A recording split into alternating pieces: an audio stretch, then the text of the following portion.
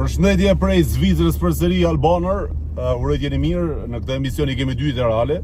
Njëra është surpriza që i bëm djalit nga Gjilani, i lindur dhe i rritur në Zvicër, që kishte barber shopin e vet dhe ishte i djalë shumë i talentuar në profesionin e tij dhe i djalë që ishte i lindur i rritur, por e fliste gjuhën shqipe shumë mirë. Kështu që përveç kësaj reportazhe të jetës reale, do kemi edhe një tjetër përshëndetje si javën e parë. Në qoftë se javën e parë kam përshëndetur shokun tim të zemrës Ardit Bytyqin nga Lipjani, këtë javë duhet përshëndes një tjetër shok të zemrës nga Gjilani, i cili është një biznesmen shumë i fortë në shitblerjen e patundshmërisë të tokave. Kështu që Petrit Dermaku, përshëndetjet për zemrata nga Zvicra, nga Full Ship Show. Uroj t'jesh mirë së pari, dhe së dyti e pata dëshirë ta bëj surprizë këtë përshëndetje përmes Full Ship Show-t, duke ju treguar shqiptarëve të diasporës se ku duhet drejtuar për të blerë tokat e tyre për biznes, qoftë në Gjilan, qoftë në Prishtinë dhe gjithandej. Dua t'ju them gjithëve që në këtë numër telefoni këtu mund ta gjeni Petrit Dermakun, një djalë shembull në biznes, një djalë shembull në familje, një djalë i ish mikut tim të zemrës, por tashmë i ndir babai i tij që drit i pas shpirti në atë jetën e pasosur e Krem Dermakut, dhe thash Petrit, po ta qeft me të përshëndet vlla. Me ta bëni surprizë dhe realisht më ju tregu shqiptarëve që je king sa i përket biznesit në patundshmëri dhe në shitjen e tokave për të gjithë të interesuarit. Në Gjilan, në Prishtinë, gjithandej. Kontaktojeni Petrit Dermakun sepse është vërtet një djalë që ja vlen për të bashkëpunuar me ta. Për më shumë keni kontaktet, keni numrat e telefonit, urime edhe për zyrën e re e Petrit, pas ke bërë një rinovim të zyrës re dhe ishte jashtëzakonisht e investuar bukur. Do kem një tjetër mysafir në studio. Një tjetër mysafir në studio që realisht është shembull tjetër i mirë dhe pozitiv për marrëdhënien ndërvllazërore, ndërfetare që kemi në shqiptarët. Jeta Rukiqi, një bizneswoman e cila e ka nisur karrierën e saj të biznesit duke fshirë këpucet e mysafirëve tek shtëpia e saj dhe të familjarëve të saj. Pra, kush shkonte me pi çaj apo më nejt të shtëpia e jetës, si e vogël ajo i thoshte, unë t'i fshih kputucet, por ti më detyrohesh 50 cent apo ku diun sa ka pas çmimin i jeta. Për më shumë do ta ndjekni një intervistë shumë interesante të jetës në Full Ship Show, dhe tjetra që është shumë interesante është që jeta i përket besimit islam, por na vjen në Full Ship Show me kryq në qafë. Kjo tregon atë vllazërinë, harmoninë tonë, e cila me vllaun dhe me motrën nuk duhet na ndaj asnjë pikë pamje, sepse nuk ka arsye më të fortë për të na bashkuar se sa fuqia biologjike, fuqia e Zotit që na ka krijuar një gjak. Dhe kjo është arsyeja më e fortë se sa çdo lloj pikpamje tjetër që mund të na ndaj. E para është vllazëria, gjaku, gjuha, kombi, flamuri. Të gjithë ata që mendojnë ndryshe, atëherë kanë probleme me veten, nuk kanë arsye kombëtare dhe shqiptare. Mirë po jeta dha një shembull, siç nuk është rasti i parë, të paktën në Shqipëri ky fenomen i jetës ndodh shumë.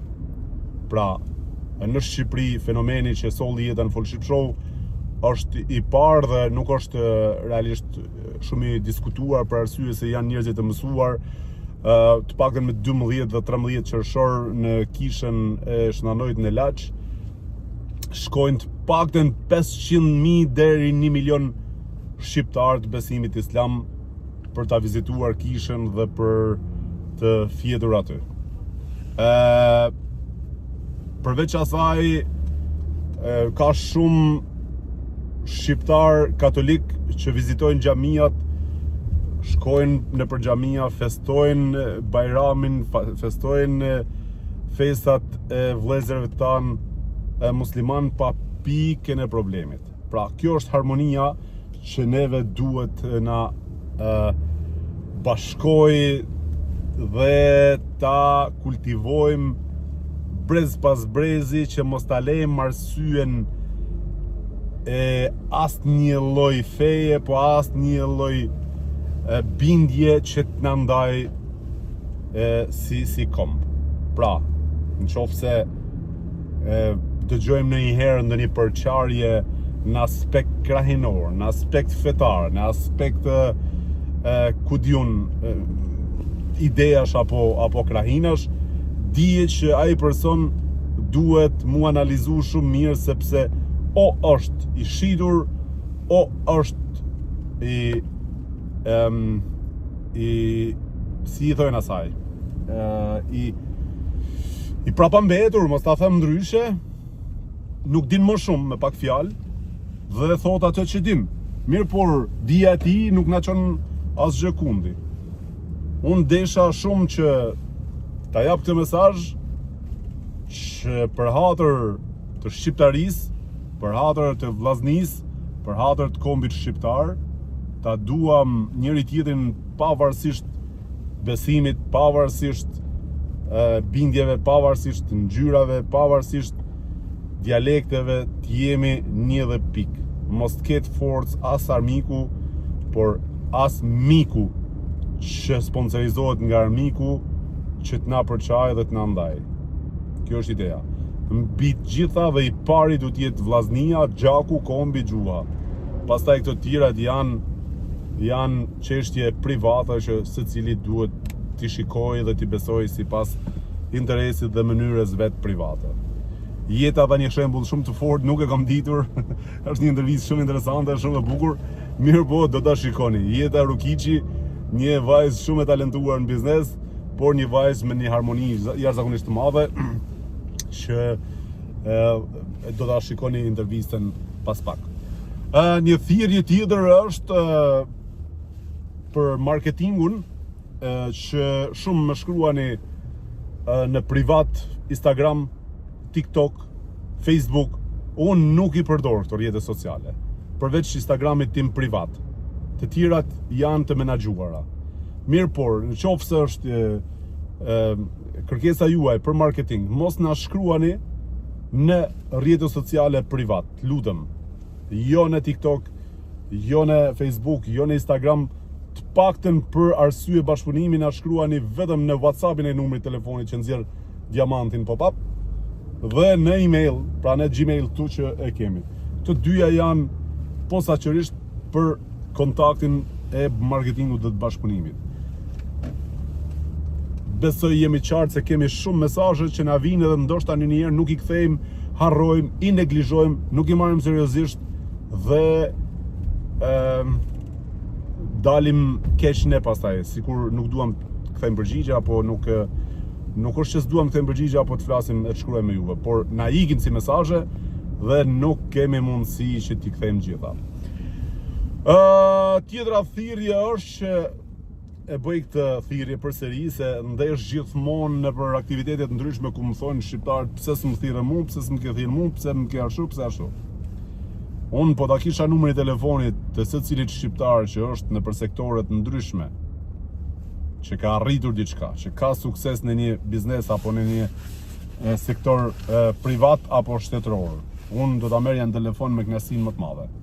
Po fakti që nuk i kam numrat e telefonit secilit, atëherë unë nxjerr numrin e telefonit përsëri këtu në WhatsApp, që të na kontaktoni kush ka dëshirë të bëhet pjesë e Full Ship Show, për të qenë pjesë e promovimit suksesit ti në miliona shikues në Full Ship Show. Kjo është edhe ajo arsyeja që e nxjerrim numrin. Pra, unë nuk është që s'do t'ju marr në telefon apo që s'dua t'ju marr apo të kontaktoj me juve. Po nuk e kam unë numrin e secili shqiptar, se ka shumë shqiptar, miliona shqiptar, qindra mijëra shqiptar që janë suksesshëm, por unë nuk e di. Ka shqiptar që punojnë në polici, ka shqiptar që punojnë në banka, ka shqiptar që punojnë në komunë, ka shqiptar që punojnë në qeveri, ka shqiptar që punojnë gjithandaj. Po nuk e di, vëlla. Tani, si mund ta dijun tani se kush punon në komunën e Gjenevës? Fjala bjen. Po me ditune, direkt ju shkruaj, ju marrë në telefon, po nuk e di, për këtë arsye, jo vetëm juve personalisht që jeni në pozicione, po dhe familjarëve t'juj, e leket numrin e telefonit që me au sugjeru dhe juve që t'jeni pjesë e Fallship Show për treguar dhe të motivuar dhe gjithë rinin tonë në diasporë anë mban për parë se si duhet hecur drejt një suksesi. Kjo ishte edhe jeta reale për sot. Duhet ju përshëndes gjithëve. Zoti ju rujt. Urime të gjithëve muajin e shenjtë të Ramazanit. Agjerim të lehtë për të gjithë ata që agjerojnë dhe Zoti u apranoft sakrificën. Dhe po, shihemi në studio me Jeta Rukiqin dhe me reportazhin pastaj jeta reale me berberin në Mencigen në Rajna, kanton Argau. Respekte për gjithë